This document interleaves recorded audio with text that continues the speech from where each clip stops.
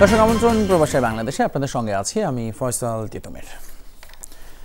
জাতীয় নাগরিক পার্টি এনসিপির আয়োজনে চীনে হয়ে গেল রিমেম্বারিং আওয়ার জুলাই হিরোস শীর্ষক অনুষ্ঠান। 2024-এ বাংলাদেশে হয়ে যাওয়া গণঅভ্যুত্থান এবং শহীদদের স্মরণে আয়োজন করে এনসিপির ডায়াসপোরা অ্যালায়েন্স। অনুষ্ঠানে এনসিপির আহ্বায়ক নাহিদ ইসলাম, সদস্য সচিব আক্তার হোসেন, মুখ্য সংগঠক সার্জিস আলম এবং মুখ্য সমন্বয়ক নাসির উদ্দিন পাটোয়ারি উপস্থিত ছিলেন। এছাড়া সিনিয়র যুগ্ম আহ্বায়ক সামান্থা শারমিন, সিনিয়র যুগ্ম সদস্য সচিব নাহিদা সারওয়ার নিভা, যুগ্ম আহ্বায়ক মাহবুব আলম এবং যুগ্ম সদস্য সচিব তাহসিন রিয়াজ হাজির ছিলেন অনুষ্ঠানে। সার্বিক তত্ত্বাবধানে ছিলেন সংগঠনটির চীন শাখার চিফ কোঅর্ডিনেটর সাদ্দাম হোসেন, সদস্য মোহাম্মদ শাওন পারভেজ, আরিফ সালেদ তাসিন এবং খন্দকার রিয়াজুল জান্নাত সহ অন্যরা। এই আয়োজনে জুলাই শহীদদের স্মরণ করার পাশাপাশি গণঅভ্যুত্থানে প্রবাসী বাংলাদেশিদের ভূমিকা নিয়েও আলোচনা করা হয়।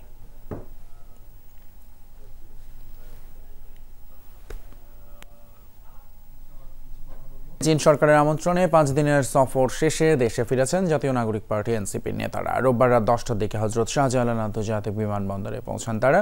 বিমানবন্দরে প্রতিনিধি দলকে স্বাগত জানান ঢাকায় নিযুক্ত চীনের রাষ্ট্রদূত ইয়াওয়ান। সেখানে নাহিদ ইসলাম বলেন, চীন সফরে তাদের উন্নয়ন এবং স্থিতিশীলতা সম্পর্কে অভিজ্ঞতা অর্জিত হয়েছে।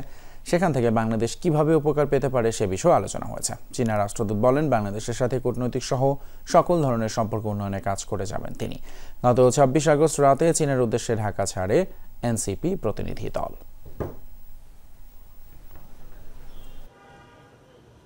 চীনের বর্তমান যে স্থিতিশীলতা সেই বিষয়ে আমাদের অভিজ্ঞতা হয়েছে। বাংলাদেশের বর্তমান পরিস্থিতি, গণঅভ্যুত্থান পরবর্তী সংস্কারের আকাঙ্ক্ষা, স্থিতিশীলতা এবং অর্থনৈতিক ন্যায় বিচার ইত্যাদিতে কীভাবে চীন বাংলাদেশকে সহায়তা করতে পারে, বাংলাদেশ কীভাবে চীনের সাথে আরও কোলাবোরেশনে যেতে পারে ইত্যাদি বিষয় নিয়ে আলোচনা হয়েছে।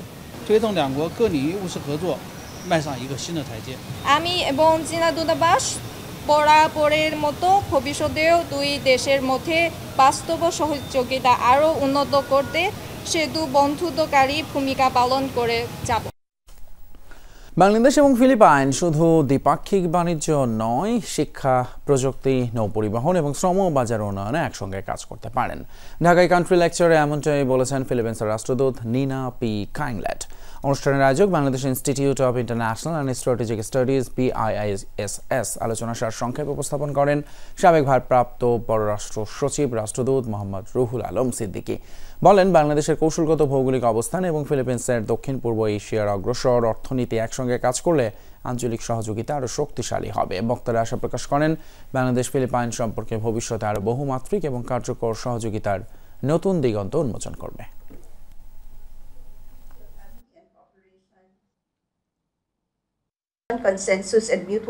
দুই দেশের সম্ভাবনা কাজে লাগাতে পারলে আঞ্চলিক সহযোগিতায় বাংলাদেশ ও ফিলিপাইন নেতৃত্ব দিতে পারবে। বাংলাদেশের দক্ষ জনশক্তি ও ফিলিপাইনের অভিজ্ঞতা একসাথে যুক্ত হলে নতুন সুযোগ সৃষ্টি হবে।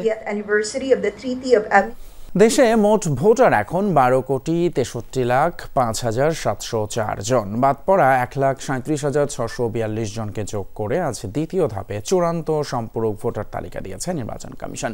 কমিশনার আবুল ফজল সানাউল্লাহ জানিয়েছেন, আগামী নির্বাচনে প্রবাসী এবং জেলখানার বন্দীরাও ভোট দিতে পারবেন। শারীরিকভাবে অক্ষম এবং প্রতিবন্ধী ভোটারদের ভোটদানের জন্য উপযুক্ত পরিবেশ নিশ্চিতের উদ্যোগ নেওয়া হবে। ত্রয়োদশ সংসদ নির্বাচনের আগে 3টি ভোটার তালিকা করবে কমিশন। দ্বিতীয় ধাপে চূড়ান্ত সম্পূরক ভোটার তালিকা প্রকাশ করেছে ইসি। বাদ পড়া 1,37,642 জনকে অন্তর্ভুক্ত করা হয়েছে। খসড়া ভোটার তালিকা থেকে বাদ পড়েছেন 1,038 জন। নির্বাচন ভবনে ব্রিফিংয়ে এসব তথ্য জানিয়েছেন ইসি সচিব। অনেকে বাদ গেছিলেন কিন্তু এখন উৎসাহিত হচ্ছেন এবং নতুনভাবে ভোটার তালিকায় অন্তর্ভুক্ত হচ্ছেন। সেই বিবেচনায় আজকে আমাদের ভোটার সংখ্যা হচ্ছে, আমি আবারও বলছি, 12,63,07,504 জন। আমরা আরেকটা তালিকা 31শে অক্টোবর পর্যন্ত যাদের বয়স 18 বছর হবে তাদেরকে নিয়ে আমরা 31শে অক্টোবর আরেকটা তালিকা আপনাদের কাছে প্রকাশ করব এবং সেটার সময় অনুযায়ী আমরা নির্ধারিত করে আমরা ভোটার তালিকা চূড়ান্ত করব। অন্তর্ভুক্তিমূলক নির্বাচনের জন্য সকল শ্রেণীর অংশগ্রহণ গুরুত্বপূর্ণ। এবার নির্বাচনে প্রবাসী ও জেলখানার বন্দীরা ভোট দিতে পারবেন, জানিয়েছেন কমিশনার আবুল ফজল মোহাম্মদ সানাউল্লাহ। চীনমৈত্রী সম্মেলন কেন্দ্রে অনুষ্ঠিত নির্বাচনে প্রতিবন্ধী ব্যক্তিদের অন্তর্ভুক্তি শীর্ষক সেমিনারে এসব বলেন তিনি। আমরা যেখানে নির্বাচনই ভুলে গেছিলাম, নির্বাচনে অংশগ্রহণ, তাও আবার বিশেষভাবে চাহিদা সম্পন্ন মানুষের অংশগ্রহণ, এগুলো তো আমাদের প্রায়োরিটি লিস্টে অনেক পিছনে ছিল। তো এখন অন্ততপক্ষে এটা সামনে এসছে এবং আমরা এটা নিয়ে কথা বলতে পারছি। মনে করি অন্তর্ভুক্তিমূলক নির্বাচনের জন্য সকল জনগোষ্ঠীর অংশগ্রহণ যেমন গুরুত্বপূর্ণ, তেমনিভাবে সকল জনগোষ্ঠীর জন্য সহায়ক পরিবেশ সৃষ্টি করাটাও গুরুত্বপূর্ণ। প্রতিবন্ধীদের ভোটাধিকার নিশ্চিতে সব ধরনের সহায়তা করবে ইসি, জানান সিনিয়র সচিব। আমাদের সংবিধানের কোনো ধারায় এটাকে কোনোভাবেই লিমিটেশন আনা হয়নি। There is no legal barrier. Lovely Bithi, Jamuna news, Dhaka. কাতারে বাংলাদেশে মালিকানাধীন প্রতিষ্ঠানের উদ্বোধনী অনুষ্ঠান হয়ে গেল। শনিবার বাংলাদেশে অধ্যুষিত এলাকা নাজমার কুয়েতি বিল্ডিং এ আয়োজন করা হয়। আনুষ্ঠানিক যাত্রা শুরু করে বালাদানা ট্রেডিং এর নাজমা শাখা। এ সময় ফিতা কেটে নতুন শাখা উদ্বোধন করেন প্রতিষ্ঠানটির স্বত্বাধিকারী খালেদ ইস্কান্দার এবং ম্যানেজার খালেদ আবু নেমে। প্রতিষ্ঠানটিতে স্বল্প মূল্যে তাজা শাকসবজি এবং নিত্যদিনের প্রয়োজনীয় জিনিসপত্র সরবরাহ করা হবে বলে জানান উদ্যোক্তারা।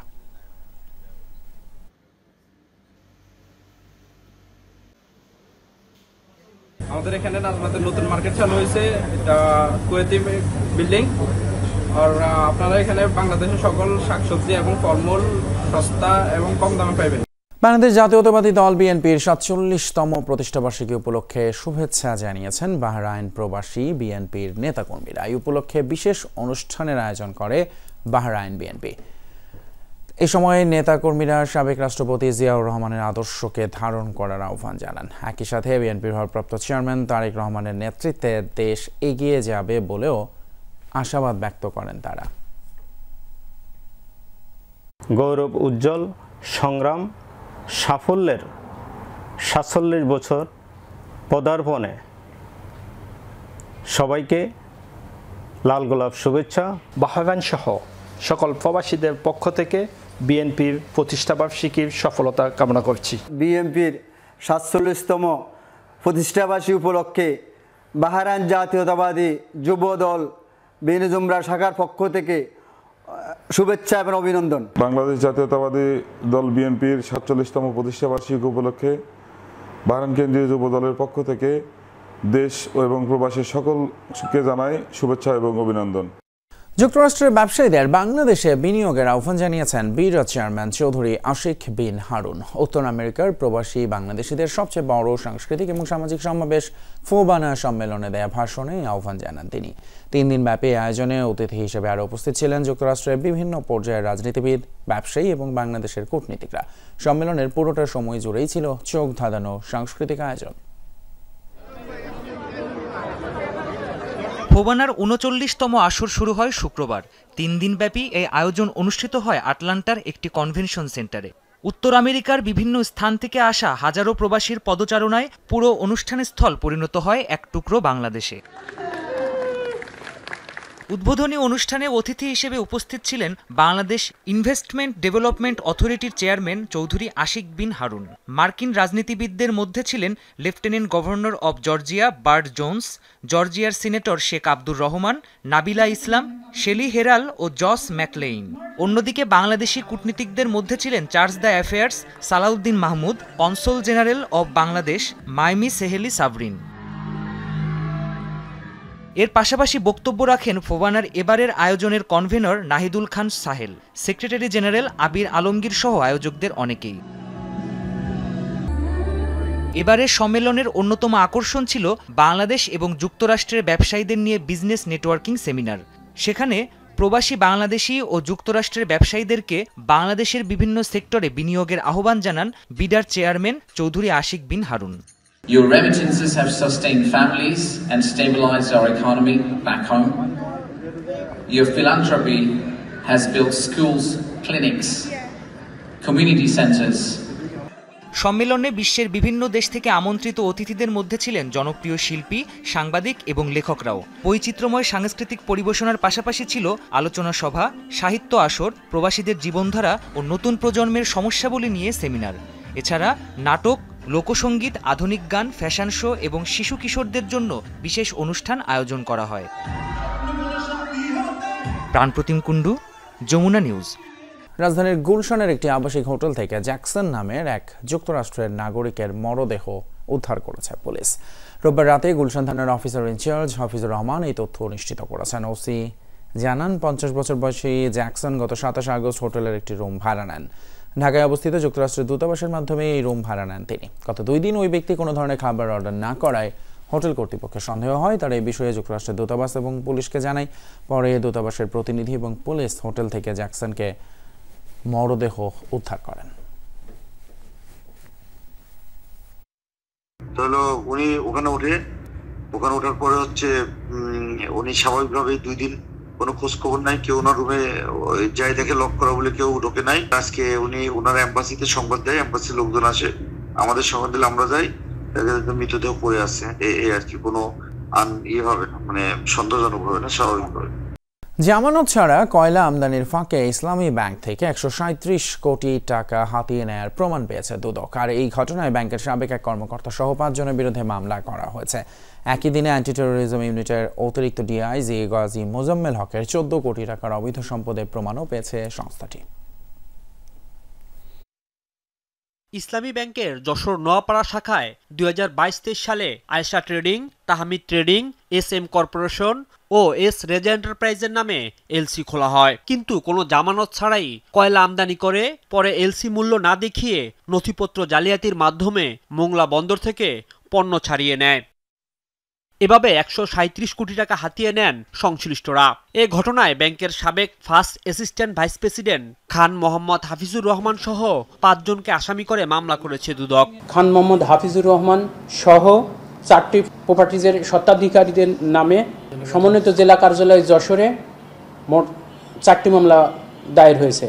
অ্যান্টি টেরোরিজম ইউনিটের অতিরিক্ত ডিআইজি গাজী মোজাম্মেল হক ও তার স্ত্রীর বিরুদ্ধে 14 কোটি টাকার অবৈধ সম্পদ মেলায় সম্পদ বিবরণী দাখিলের নোটিশ জারি করা হয়েছে। 11,68,94,000 টাকা এবং তার স্ত্রী ফারজানা মোজাম্মেল নামে 2,85,42,985 টাকার অসঙ্গতিপূর্ণ সম্পদের তথ্য পাওয়া গেছে। ইতিমধ্যে মোজাম্মেল দম্পতির সম্পদ জব্দ করেছে দুদক। রাজীব আহমেদ, যমুনা নিউজ, ঢাকা। খেলার খবর, আজ দ্বিতীয় টি-20তে নেদারল্যান্ডসকে আতিথ্য দেবে বাংলাদেশ। প্রথম ম্যাচে দাপুটে পারফরম্যান্সের পুনরাবৃত্তি অধিনায়ক লিটন দাসের কাছ থেকে দ্বিতীয় টি-20তেও চান কোচ মোহাম্মদ সালাউদ্দিন। বাংলাদেশ একাদশে একটি পরিবর্তন আসতে পারে, তবে কৌশলগত কারণে তা জানাতে চাইছে না সংশ্লিষ্টরা। সিলেটে সন্ধ্যা 6টায় শুরু হবে খেলা। ছোটবেলায় 2 দলে ভাগ হয়ে ক্রিকেট খেলেছেন কি? নিশ্চয়ই খেলেছেন। জাতীয় দলের 2 কোচ ফিল সিমন্স আর মোহাম্মদ সালাউদ্দিন যেন ফিরে গেলেন শৈশবে। রোববার ছিল বাংলাদেশ দলের ঐচ্ছিক সেশন। হাজির ছিলেন মাত্র 3 ক্রিকেটার। সেশনের শেষ দিকে নিজের দলে ব্যাটার সাইফুদ্দিনকে নিলেন হেড কোচ, আর সিনিয়র সহকারী কোচ ব্যাটার নুরুল হাসান সোহানকে নিলেন। 1 বল খেলছিলেন সাইফুদ্দিন আর 1 বল সোহান। এমনভাবেই যখন চলছিল লড়াই, এক পর্যায়ে শামীম পাটোয়ারের স্পিনে সাইফুদ্দিন হলেন বোল্ড, আর উচ্ছ্বাসে ফেটে পড়লেন মোহাম্মদ সালাউদ্দিন। এমন ফুরফুরে মেজাজ পুরো দলেই বিরাজ করেছে। কারণটা সবার জানা, প্রথম ম্যাচের দাপুটে জয়। তবে সালাউদ্দিন সবচেয়ে বেশি তুষ্ট লিটন দাসের অপরাজিত 54 রানের ইনিংসে।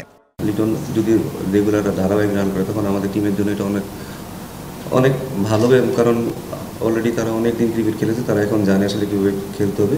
এবং স্পেশালি যেহেতু এখন তারা অনেক সিনিয়র প্লেয়ার, তাদের দায়িত্ববোধটা অনেক বেড়েছে, সেটা আমি মনে করি যে ড্রেসিং রুমে তাদের দায়িত্ববোধটা অনেক বেড়েছে। তারা নিজেদের ইমপ্রুভমেন্টের ব্যাপারে অনেক সচেতন। তো সেই দিক থেকে হিসাব করলে আমার মনে হয় ভবিষ্যতে হয়তো বাংলাদেশে আরও অনেক ধারাবাহিক ব্যাটসম্যান পাবে। লিটন ছাড়াও ডাচদের বিপক্ষে ম্যাচে আগ্রাসী ছিলেন মাঠে নামা 4 ব্যাটারি। তানজিদ তামিম, পারভেজ ইমন থেকে শুরু করে সাইফ হাসান সবাই। 137 রানের টার্গেট 39 বল হাতে রেখেই টপকেছে টাইগাররা। এটা কি জুলিয়ান উডের পাওয়ার হিটিংয়ের ইফেক্ট? ব্যাটিংটা একটা প্রসেসের ব্যাপার, এটা আসলে হুট করে কোনো কিছুই নতুন করে আসবে না, এটা পুরোটাই প্রসেসের ব্যাপার। ছেলেরা নতুন কিছু অ্যাডাপ্ট করার চেষ্টা করতেছে, যদি এক্সিকিউশন করতে পারি সেটা তো 1 মিনিট দেখে বলা যাবে না, বাট এটা যদি আমরা এক্সিকিউট করতে পারি হয়তো সেটা ভবিষ্যতে আমাদের জন্য অনেক লাভ হবে, বাট খুব তাড়াতাড়ি কোনো রেজাল্টে আসা ঠিক হবে না। গাজী আশরাফ হোসেন লিপু, বিসিবির প্রধান নির্বাচক। নিশ্চিতভাবেই ডাচদের বিপক্ষে প্রথম ম্যাচে বাংলাদেশের দাপুটে জয়ে সবচেয়ে খুশি হওয়া ব্যক্তিদের একজন তিনি। এখন দেখার বিষয় দ্বিতীয় ম্যাচে বাংলাদেশ দলের রণকৌশলটা কেমন হয়, একাদশটা কেমন হয়। যৌক্তিক কারণেই ম্যাচের আগের সংবাদ সম্মেলনে দলের সিনিয়র সহকারী কোচ মোহাম্মদ সালাউদ্দিন জানাতে চাননি দলে পরিবর্তন আসছে কি আসছে না। এটা আপনাদের বোঝা উচিত যে টিম কি হবে না হবে এটা আমরা বলতে পারবো না, বাট যেই আসতেছে যদি কেউ পারফর্ম করে সেটা আসলে টিমের ভিতরে একটা হেলদি কম্পিটিশন আসবে, সেটা টিমের জন্য অনেক ভালো ফল নিয়ে আসবে। আমাদের যত যারা সাইড লাইনে বসে থাকে তারা যত পারফর্মার হবে সেটা টিমের ভিতরে কিন্তু অনেক ইম্প্যাক্ট করবে। তো আমাদের পারফর্মার যত আসবে সেটা আমার টিমের জন্য ভালো। ডাচদের বিপক্ষে সিরিজের প্রথম ম্যাচে খেলা হয়েছিল 4 নম্বর উইকেটে। দ্বিতীয় টি-20-র জন্য একই উইকেট প্রস্তুত করছেন টনি হ্যামিং। তাই তো ব্যাটিং সহায়ক পিচ হবে নিশ্চিত। তবে রাতে তীব্র শিশির পড়ছে সিলেটে, তাই তো টস হতে পারে গুরুত্বপূর্ণ। হাসিনুর রহমান, যমুনা স্পোর্টস, সিলেট। দর্শক, এই ছিল আমাদের আজকের প্রবাসের বাংলাদেশের আয়োজন। এতক্ষণ সাথে থাকার জন্য ধন্যবাদ আপনাদের সবাইকে।